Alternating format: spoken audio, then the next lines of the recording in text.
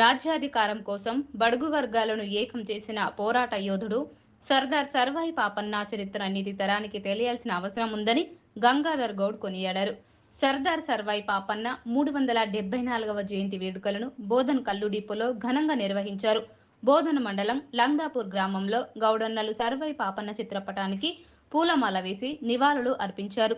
బోధన్ పట్టణం ప్రధాన కూడళ్లలో సర్వాయి పాపన్న విగ్రహాన్ని రాష్ట్ర ప్రభుత్వం ఏర్పాటు చేయాలని కోరారు. ఈ కార్యక్రమంలో బుర్కా శంకర్ గౌడ్, టి రామాగౌడ్, లక్ష్మగౌడ్, సిద్ధి రామాగౌడ్, లింగం గౌడ్, శ్రీధర్ గౌడ్, జీవన్ గౌడ్, నాగరాజు గౌడ్ పాల్గొన్నారు.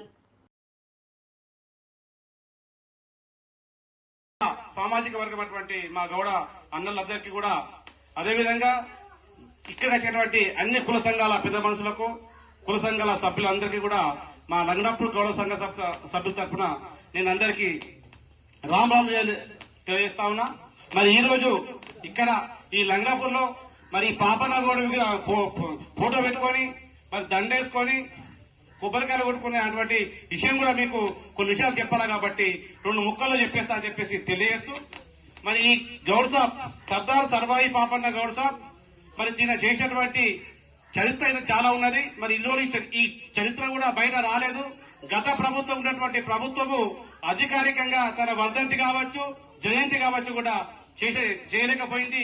మరి కాంగ్రెస్ ప్రభుత్వం వచ్చిన తర్వాత గౌడ్ సాబ్ కు గుర్తించి తను చేసినటువంటి సేవలు, ఆ రోజు బడుగు బలైన వర్గాలకు సంబంధించినటువంటి అన్ని కులాలను ఏకం చేసి భూస్వాముల పైన, జాగీర్దారుల పైన, జమీందారుల పైన చేసినటువంటి పోరాటం మరి అతనికి గుర్తింపు రావాలని చెప్పేసి ఈ ప్రభుత్వం తనకు గుర్తించి అధికారికంగా ప్రభుత్వం జిల్లా కలెక్టర్ ఆఫీస్ లో 10:30కు పెద్ద ప్రోగ్రాం ఉన్నది.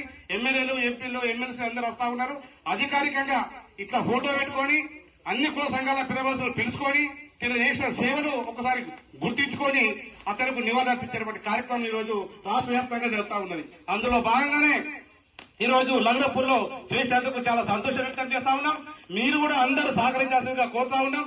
ఈ పాపనగౌడ్ విగ్రహం కూడా మీకు వీలున్న వరకు అన్ని కుల సంఘాలు ఏకమై తను చేసినటువంటి పోరాటం ఆ రోజు అన్ని కుల సంఘాలు, అన్ని కులాలకు, బడుగు బలైన వర్గాలకు న్యాయం చేయాలని చెప్పేసి 12 మందిని తయారు చేసుకొని సైన్యాన్ని చుట్టుపక్కల ఊరు మొత్తం దిగి కొన్ని కోటలు కంటే కోట నిండు ఉన్నోళ్ళకు కొట్టిండు, లేదా పెట్టిండు. కాబట్టి చరిత్ర మొత్తం మూసేయడం జరిగింది. ఈ ప్రభుత్వం వచ్చిన తర్వాత ఖచ్చితంగా ఈయన చరిత్ర బయటపెట్టి చేసిన సేవలు గుర్తించి ఈ రకంగా కార్యక్రమాలు అధికారికంగా చేయడం అనేది మేము గౌడ సమాజం చాలా సంతోషం.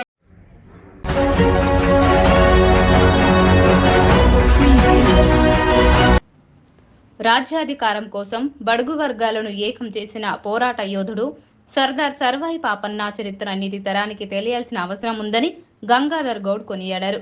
సర్దార్ సర్వాయి పాపన్న 374వ జయంతి వేడుకలను బోధన్ కల్లు డిపోలో ఘనంగా నిర్వహించారు.